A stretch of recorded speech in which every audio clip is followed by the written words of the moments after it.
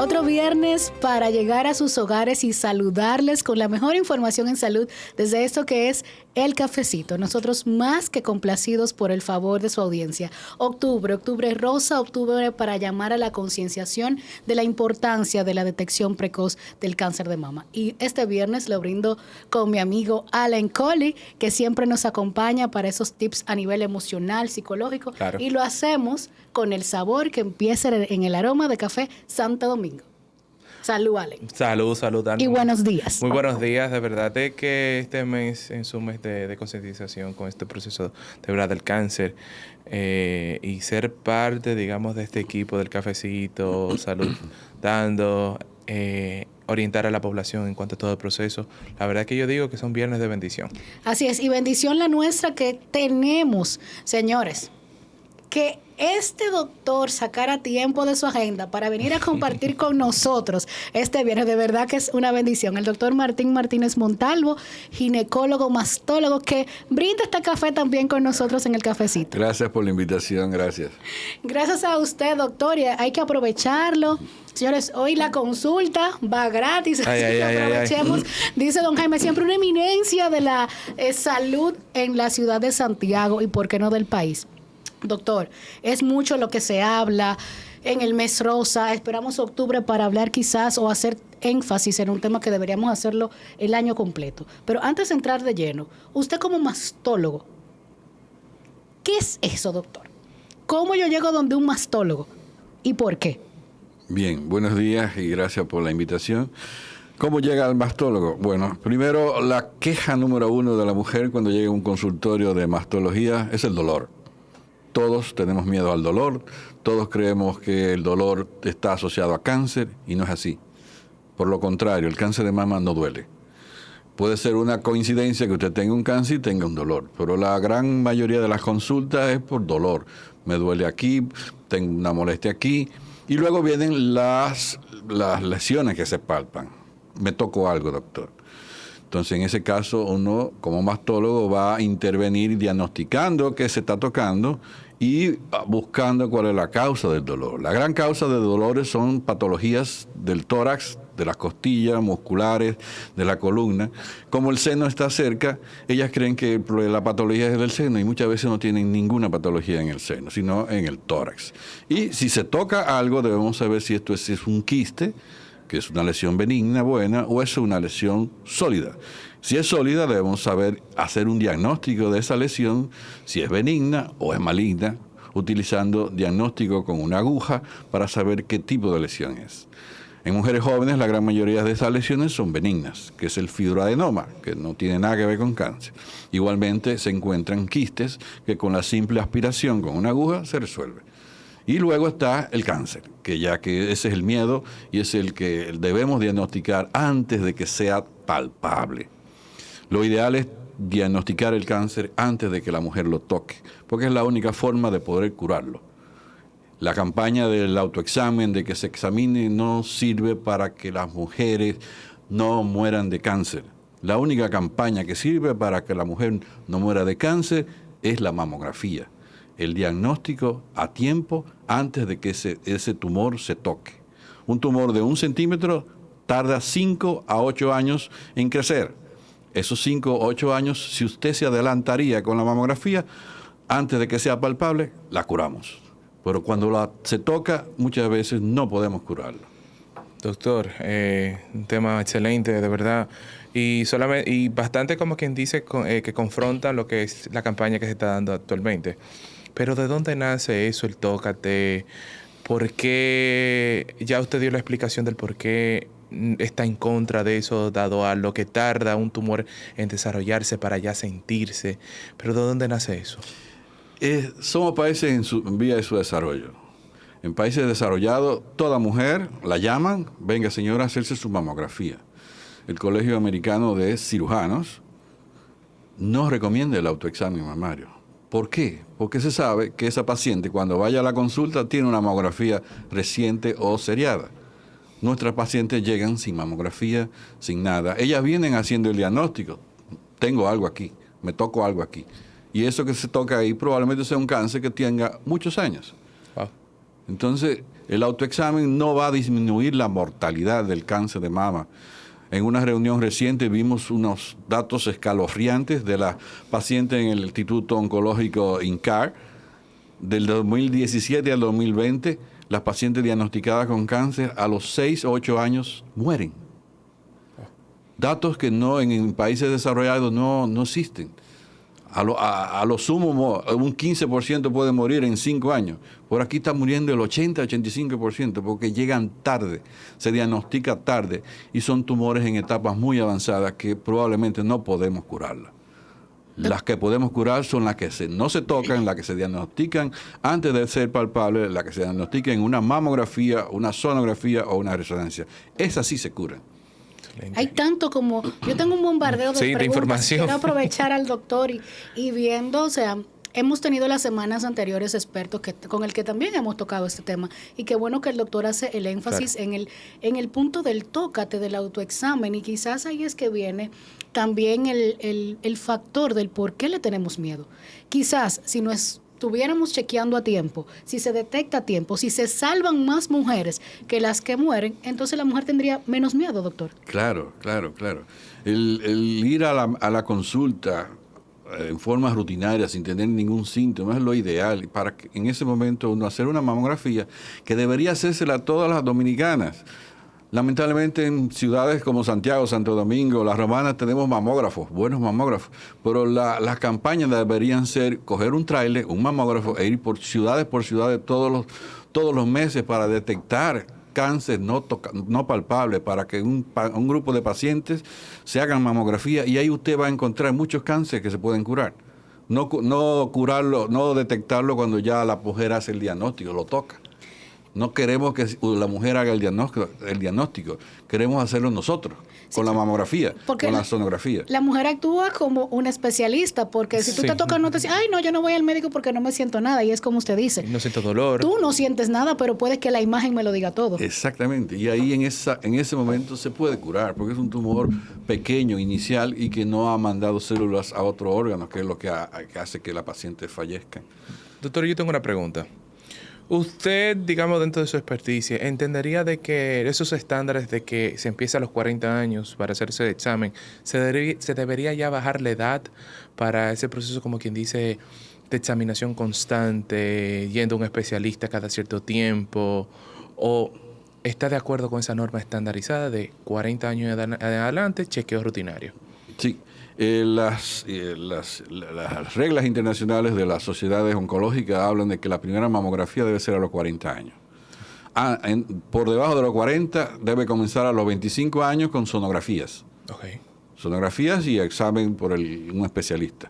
Después de los 40, cada año, anualmente, hasta los 55.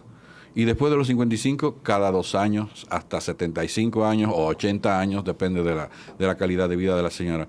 Porque el cáncer de mama, distinto al Papa Nicolau, es toda la vida la mujer tiene un riesgo para desarrollar cáncer de mama. Distinto al cáncer de cuello del útero, que si no tuvo el virus papiloma, esa señora no le va a dar cáncer. Pero las señoras, después de los 50 años, tienen un factor de riesgo que es la grasa. El tejido graso, que en ese tejido graso se produce estrógeno, un estrógeno que va a convertirse a veces en un metabolito que puede producir cáncer. Por eso las mujeres le decimos mantener el peso, bajar de peso, una dieta balanceada, porque la grasa extra que tiene la mujer produce estrógeno. Y ese estrógeno hace durante toda su vida, tiene un estímulo en la glándula mamaria que puede en algún momento desarrollar cánceres de endometrio y problemas cardiovasculares por esa grasa. O sea, ahí está bien claro, así que eso de mantener un estilo de vida... 5 años adelante, su sonografía, su chequeo rutinario. No es una cuestión de subir una foto fit a las redes, es que esto es cuestión de salud. Algo importante, si la señora tiene una hermana que le dio cáncer a los 40 años, tiene que comenzar 10 años antes a estudiar esa hermana. Wow. 10 años con mamografía o resonancia, que es el diagnóstico mejor en pacientes jóvenes, porque las mamas son muy densas, muy glandulares, y la mamografía a veces no aporta nada. Entonces, si la señora tuvo una hermana debajo de los 40 años, debe comenzar 10 años antes. Y si tiene un varón en la familia, tienen que hacerse el estudio genético famoso BRCA.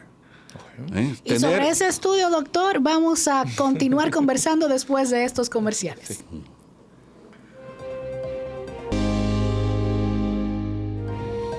Continuamos hablando de prevención y detección temprana. El doctor lo apoya. Esa debe ser la palabra, la campaña, hacerse su mamografía. Antes de ir a la pausa, doctor, usted hablaba del BRCA, una palabra como que se ha vuelto famosa, incluso hay centros que se llaman así mismo. Háblenos de eso. Ok.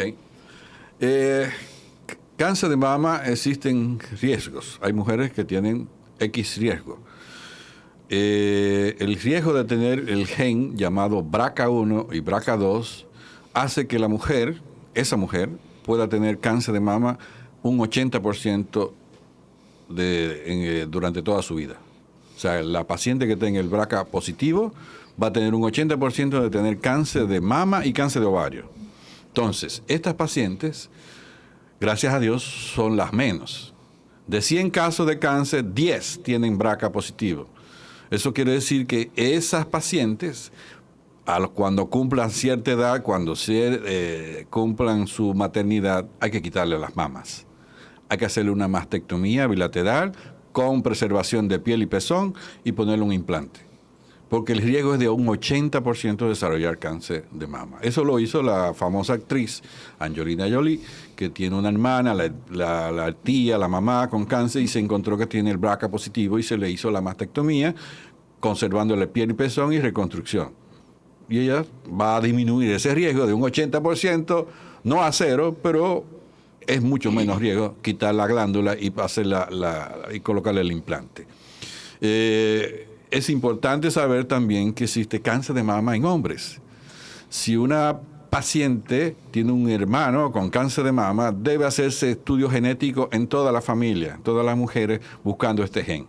Existen varios genes, pero el BRCA es el más frecuente, que se hacen aquí en este país, en distintos laboratorios, y ya está asequible, ha bajado el precio, y se los recomendamos a toda paciente que tenga un cáncer menor de 40 años, o tenga una hermana con un cáncer menor de 40 años, o un familiar varón con cáncer de mama.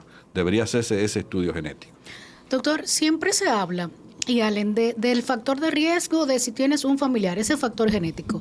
Pero, ¿qué sucede si, voy a poner mi ejemplo, si yo soy la primera de mi familia que va a detonar con un tipo de cáncer? Entonces, ¿cómo ese tipo de exámenes yo puedo hacérmelo independientemente de que no haya nadie en mi familia? No tienes indicación.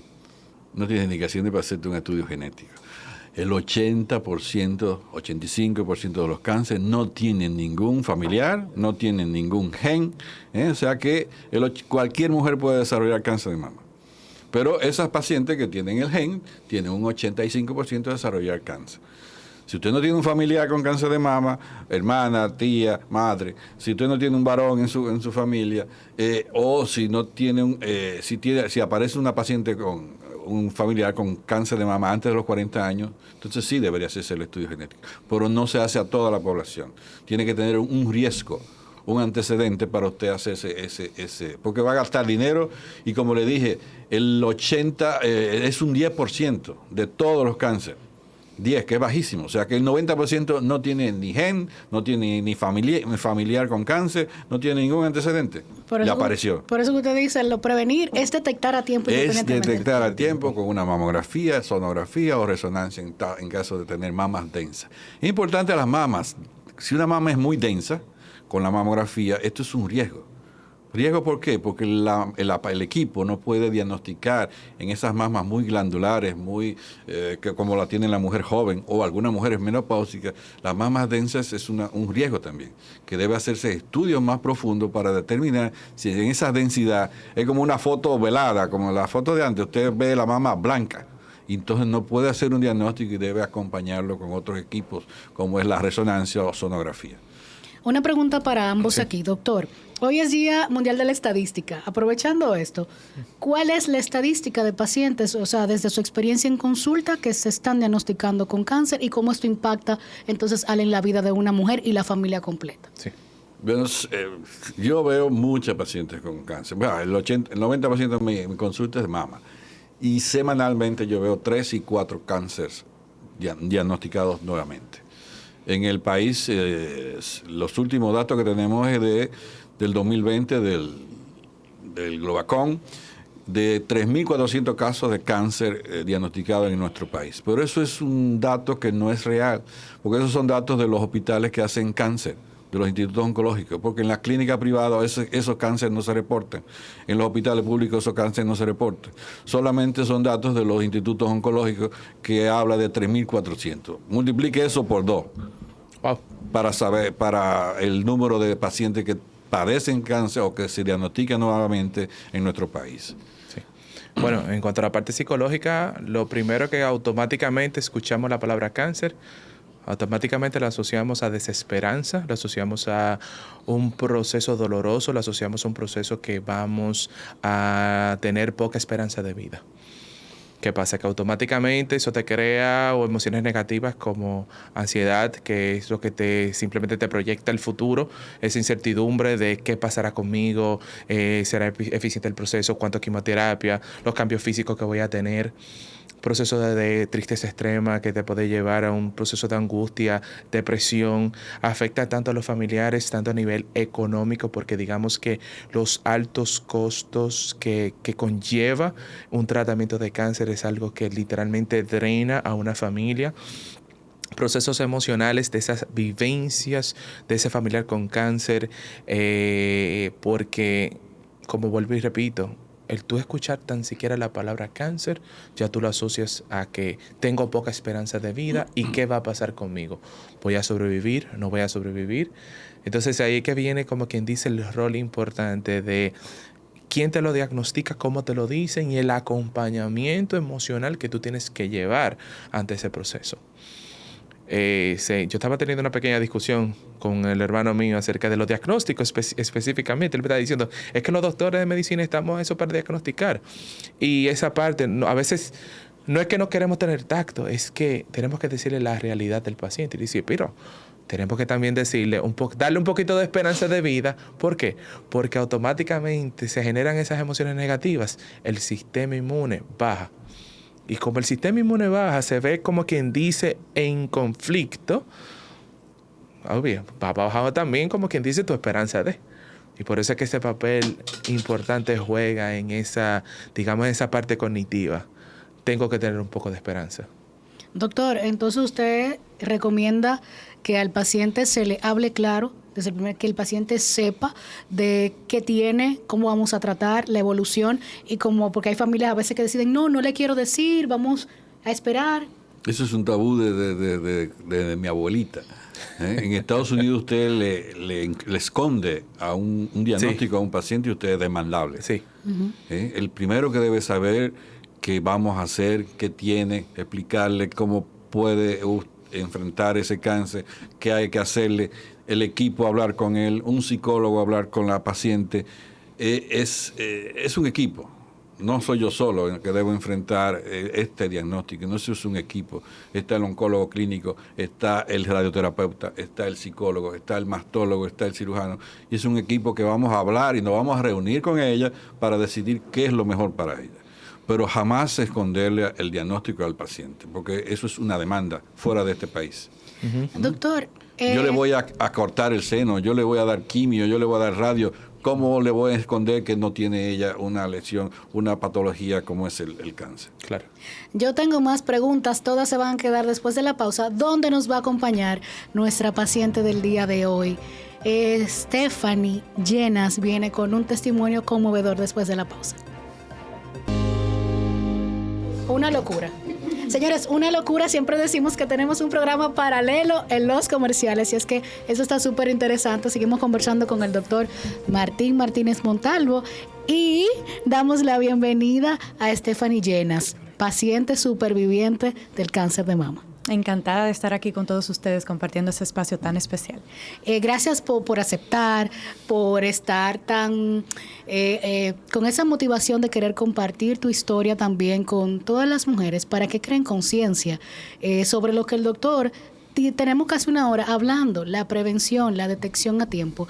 Stephanie, 33 años tenías cuando te diagnosticaron. Cuéntanos al respecto. Sí, hace 3 años, justamente, en plena pandemia, pues me diagnosticaron con cáncer de mama. Mi primera sospecha fue un autoexamen que pude realmente levemente palpar una bolita aquí en mi seno izquierdo y pues me llamó la atención. Realmente los procesos, como fue en pandemia, duraban muchísimo tiempo. Y gracias a esta sospecha yo acudo y llamo aquí a Santiago, vivía fuera de la ciudad, en Bávaro, y acudo a una amiga de la familia, que es la que me iba a realizar la sonomamografía. Duró 2 semanas para poder agendarme una cita. Y pues cuando acudí aquí pude irme otra vez de retorno a Bávaro con el diagnóstico definitivo que era positivo a cáncer de mama. El doctor menciona, primero tú hablas de que el autoexamen decía que tenías un tiempo, como el doctor ha recalcado, con ese tumor ahí, es decir, que hacía ya un proceso que no te chequeabas por el tema de la pandemia. No, y sí. Por ejemplo, a mí nunca me habían indicado una sonomamografía. Sin embargo, yo tengo muchas familias, o sea, a nivel general, mucha familia que ha tenido el mismo cáncer de seno y diferentes otros tipos de cáncer, han muerto, han sobrevivido, y nunca me llamó la atención que teniendo como ese histórico familiar, nunca me indicaron una sonomamografía. Sin embargo, aparentemente sí tenía mucho tiempo cuando ya pude palpar, porque cuando ya puedo palpar realmente es que lleva un tiempo prolongado, pues con eso ahí. Doctor, diga usted. ¿Qué le puedo decir? Que las indicaciones de comenzar a examinar la mama, no con la mano, perdón, tienden a ser a partir de los 25 años.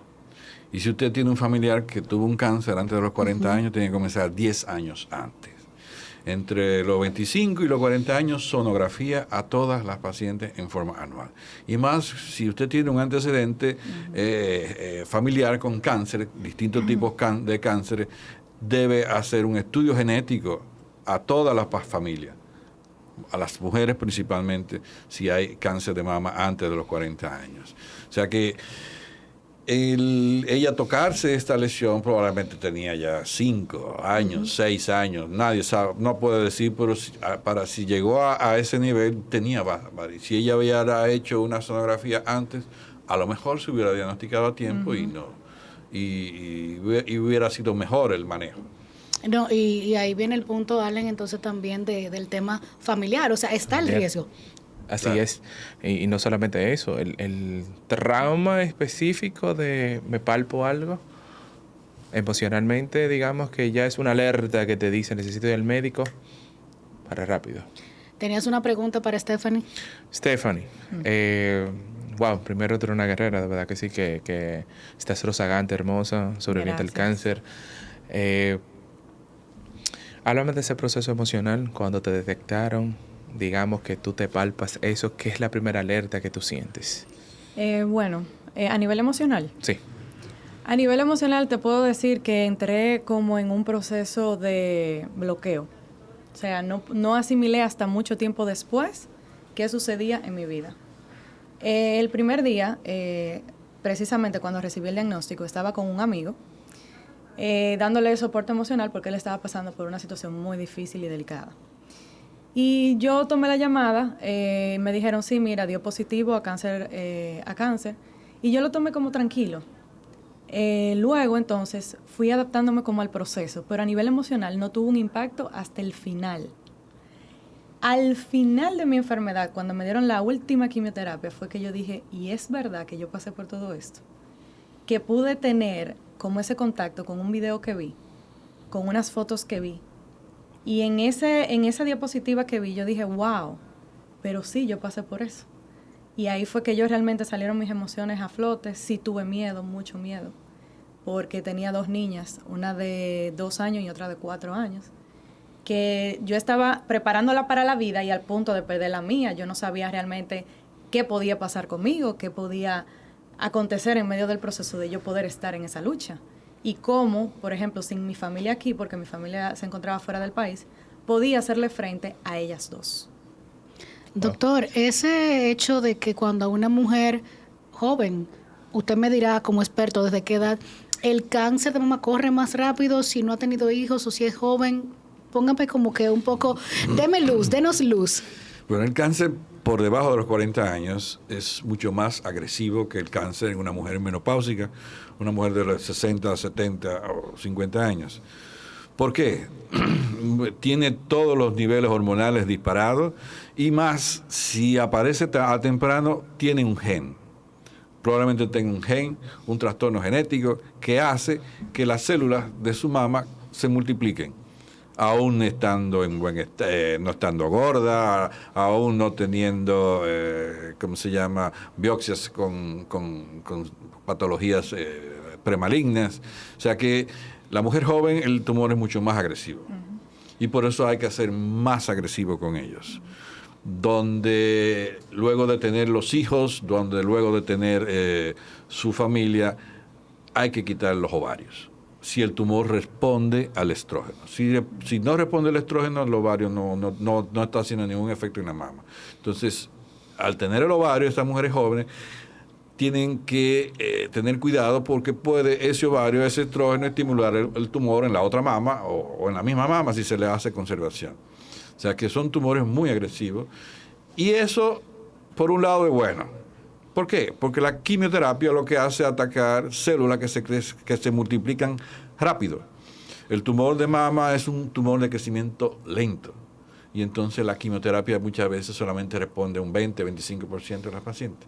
Por los tumores de crecimiento rápido, por ejemplo, la leucemia, los linfomas, son tumores que crecen rápido y hay muchos resultados excelentes, sorprendentes con estos tumores. Entonces, estos tumores que crecen rápido son los que la quimioterapia tienen mayor efecto, mayor resultado beneficioso a la paciente. Y si tienen un tipo de tumor llamado, que tenga el gen ER2-neo, es lo mejor.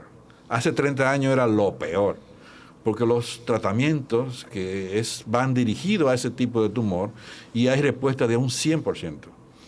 Los anticuerpos monoclonales, o el Herceptin, el más conocido, es una quimio que va directamente al tumor, a ese tipo de tumor, que corresponde a un 20 o un 30% de todos los tumores. Hace 30 años era una condena. Ahora yo quisiera que tuvieran todos ER2-neo, porque van a responder sí o sí, porque es una terapia dirigida a ese tumor. Antes se le daba una quimio, la quimio buena y la quimio mala, dependiendo del tumor si era muy agresivo o no. Ahora las quimios van dirigidas al tipo de tumor. Por eso hay estudios genómicos del tumor que me dice cuál es la quimio, o si no necesita quimio, si necesita terapia hormonal. O sea que no siempre todas van a quimio. Existen unos estudios que se le hace al tumor, del genoma del tumor, que me dice si es mejor quimio o es mejor hormonoterapia. Y los pacientes que tienen este gen, el ER2-neo positivo, tienen una terapia dirigida donde hay respuesta de hasta un 100%. El problema es que los costos de este medicamento son altísimos y muchos pacientes no pueden costearse este medicamento. Tratado oportunamente, aquí tenemos el ejemplo vivo de Stephanie. Cuéntanos un poquito entonces, haciendo referencia a eso que dice el doctor, de esos tratamientos puntuales que llevaste.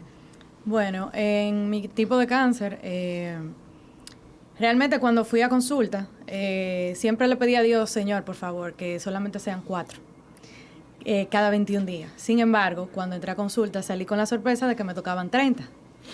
Y pues sí, me tocaron 18 Herceptin, como comenta el doctor, con un costo aproximadamente de 2.700.000 pesos. Donde cada inyección, 5 cc, aplicada por 5 minutos, tenía un costo de 124.000 pesos. Y la diferencia con el seguro se pagaba 30.000 pesos. Entonces, habían varias situaciones a la vez. Una pandemia que realmente restringió económicamente, por ejemplo, a todos nosotros, incluyendo mi familia. Teníamos también la condición de mi madre, que estaba también luchando por su vida al otro lado del país. Y pues la situación del tipo de quimioterapia que nos tocó. Y puedo decir que realmente en una experiencia como esta, solo no se puede. Porque realmente pudimos contar con la ayuda de muchas personas solidarias que pudieron ser parte del proceso y que nos ayudaron inmensamente para lograr estar aquí hoy sentada. Amén. Yo... Allen, coja usted que yo estoy así como que... Mira, algo que yo puedo, digamos que aportar dentro del proceso de Stephanie es esa esperanza y esa fe. O sea, es que a veces la comunidad científica, ¿verdad?, tilde un poquito, pero Allen, pero verdad... compártenos esas experiencias, ¿sí? Después de la pausa, que tenemos Claro que que cumplir con esos comerciales. Claro que sí.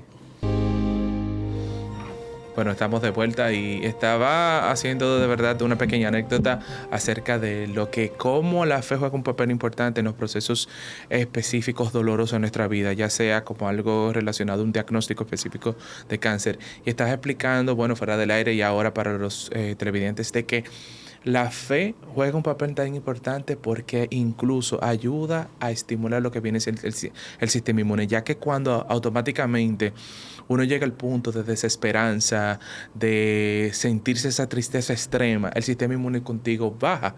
Entonces, Stephanie, estamos hablando fuera del aire de cómo tu fe te ayudó, como que te dio ese empuje y ese boost emocional para sobrellevar tu proceso específico. Y como tú me explicaste fuera del aire, eso fue lo que me ayudó. Eso fue lo que me salvó completamente, porque Dios realmente siempre tiene la última palabra. Dios fue que acomodó todos los procesos para yo poder hacer un traslado con mi familia de Bávaro aquí, para que mi esposo no perdiera su trabajo, sino que Dios movió todas las fichas para que realmente se pudiera concluir el proceso y yo pudiera estar aquí. Entonces, la fe fue mi motor constante.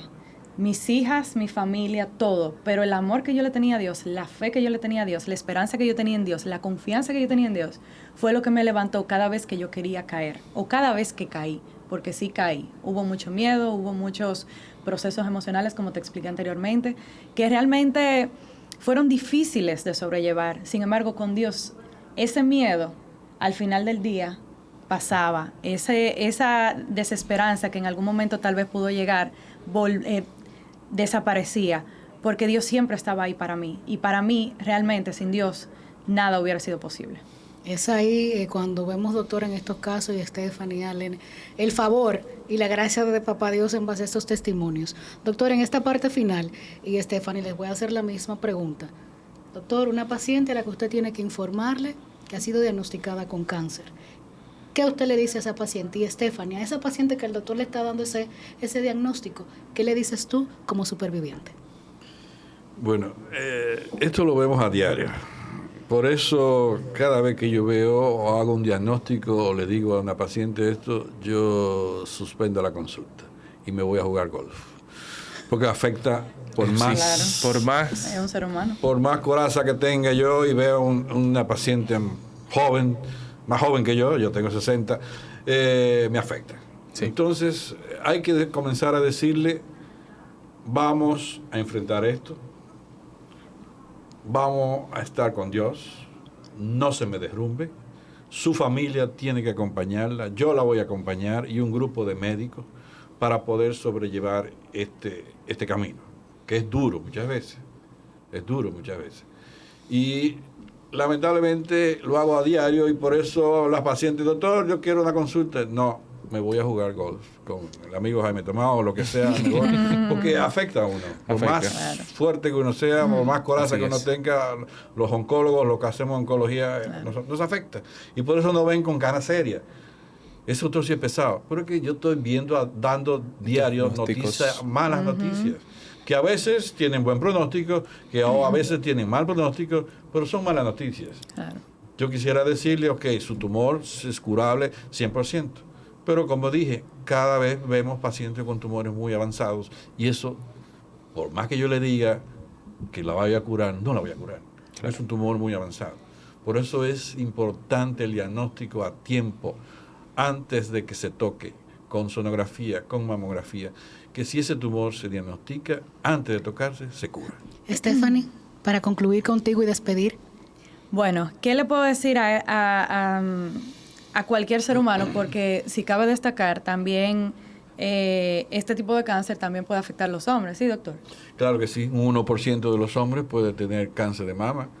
Entonces, en ese mismo orden, aprovecho para hablar con seres humanos, hombre, mujer. No te rindas.